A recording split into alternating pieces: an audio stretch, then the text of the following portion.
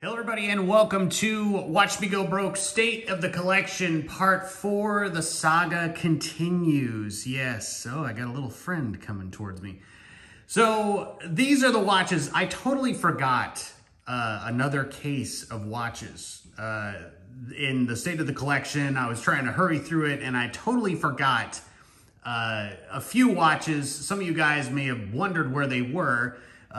So I'm going to show those to you today, but first things first, on my wrist today is the Hamilton Crosswind. Wicked cool watch. This is on a Strapsco strap, specifically made for Hamilton watches. It's great. It's better than the OEM leather band that comes on the watch. Really, really cool. So without further ado, here is hopefully the final State of the Collection video, starting with the Citizen Promaster EcoDrive. This is a solar-powered watch. Really cool watch, very cheap. Now it's cheap. I think when I did the video, they were going for a little bit more than what they are now. The only thing I would do differently with this watch is I probably would get the black version if I had to do it over again. Love that loom pip there, recessed, really cool. It is a 60 click bezel, so I'm not going to get 120 click, but I think this is an extremely affordable diver. Solar powered, like I said, really cool watch, and I'm glad to have it in my collection. It's a good beater watch. And how could I forget this little gem right here? The Timex, I guess it's Viscount is what it's called. This is from, I think, the early 1980s. It is an automatic watch. Let me give it a shake. I doubt it's going to start running. It takes quite a few shakes to get her going. No, let me try some winding here. But this is just beautiful. I really like it. Don't have it on a strap currently. It is, I believe, a 20 mil lug width, so it works with a variety of straps. But this is just cool to have a nice little vintage little bit of a vintage vibe. Works well as a dress watch. I love it. There we go. There she starts ticking. Just a really gorgeous watch. Really, really great. And yes, how could I forget this? This is the Parnas. I forget what it is, but it is a Parnas diver.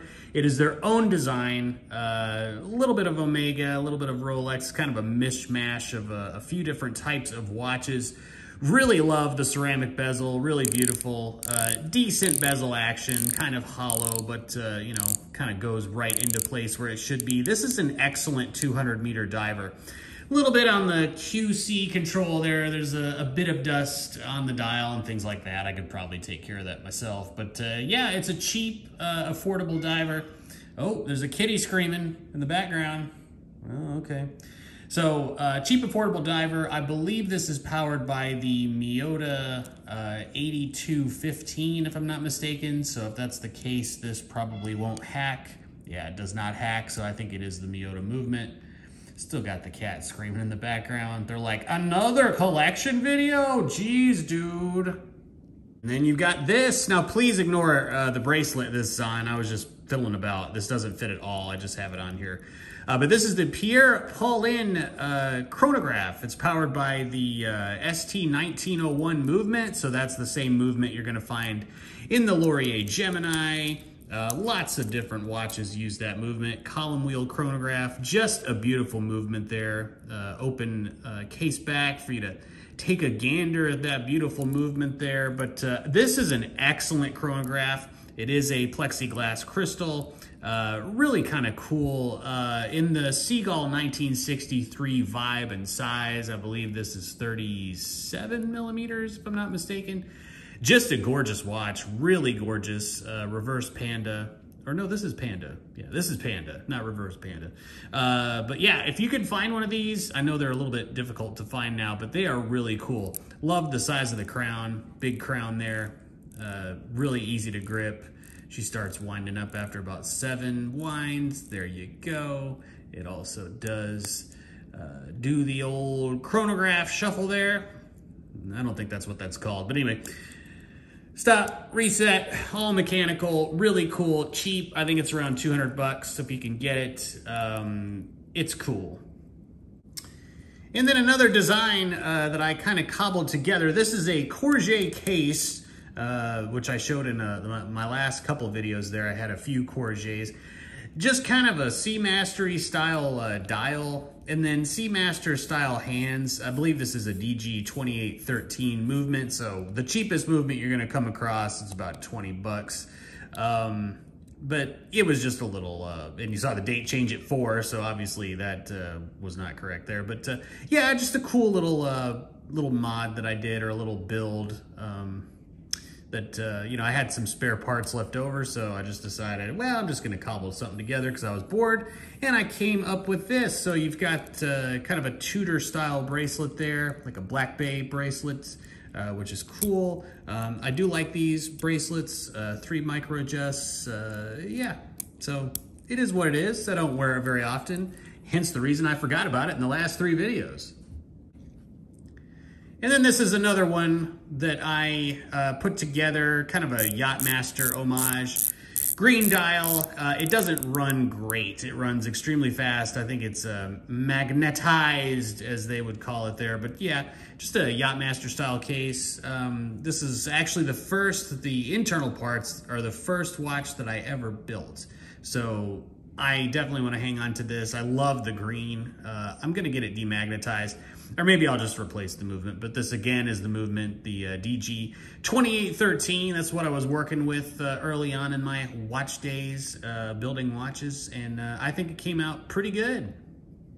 And then another, I guess, Mumbai Special. You know, these are really great because, you know, you can get these for very cheap, especially if you're starting out with mechanical watches. You can get these for very cheap, and it's cool to kind of like pull them apart, see how things work. You can mod these. I think the, you know, the hands and stuff for like the NH35, NH36, they work with these. I'm not sure if the dials do or not, but you can see it's the 7006. So the date wheel is going to be silver, which is really cool there. But this one actually has been serviced and runs really great. I just don't wear it that often, but man, beautiful beautiful yellow dial. And I got this because I wanted the SKX, I don't know, the yellow dial SKX, which I couldn't find. So I got this as its replacement.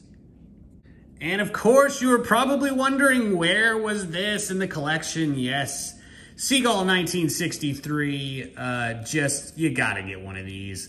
This, unfortunately though, is the Sapphire Sandwich. And I say unfortunately because, you know, open case back, but it doesn't have that beautiful warmth that the acrylic version does. I'd recommend getting the acrylic version because, you know, this is a vintage style looking watch and you definitely want to keep in that style. But again, this is gonna look great over time. Again, powered by the ST1901 movement. A great movement, column wheel chronograph, just about the cheapest column wheel hand wind chronograph movement you can get, but yep. Gorgeous looking watch, champagne dial. If you don't have one of these, you definitely need to get one. And hopefully last, but definitely not least, is the Bulova Lunar Pilot. Yes, man. This watch would be one of the greatest watches of all time if it was 40 millimeters or even 38 millimeters. It's just... it really is gorgeous. It's just a bit too big for me. I love the design. I love the top hat, sapphire crystal there. Looks really great. Paddle pushers. I love the bracelet. So guys, if you're gonna get this watch, definitely get it on the bracelet. It is an excellent, excellent quality bracelet with a butterfly clasp. It's 20 mil lug width, so you're gonna be able to use it with a lot of straps and things of that nature. But yeah, again, it's too big for me. I think it's 45, if I'm not mistaken, or 44, and the lug to lug is just outrageous. It's like 50, it's over 50 if I'm not mistaken. So it is a large watch. It's a beautiful watch, good looking watch. I got something on it. There we go. Great movement inside. That 262 kilohertz movement is going to be extremely accurate when timing. It does have a smooth sweep of the chronograph hand, which is really cool. Gives it a little of mechanical feel there. So yeah, I mean, it really is an outstanding watch. It's just too big for me. Such a shame. I think they should reinvest in this particular design and bring out some smaller versions of it. So, okay guys, that is going to be State of the Collection Part 4. The saga continues. Hopefully that is it. I think there's a couple of watches that I got at a flea market that are not really worth showing here. There's some in some other location at the moment. So yeah, guys, that's all I have for today. Let me know in the comments what you think of my total collection. Too many watches. Do I need to sell some? Obviously, I need to sell some for sure. So thanks, guys. Thanks for tuning in, and I will see you next time.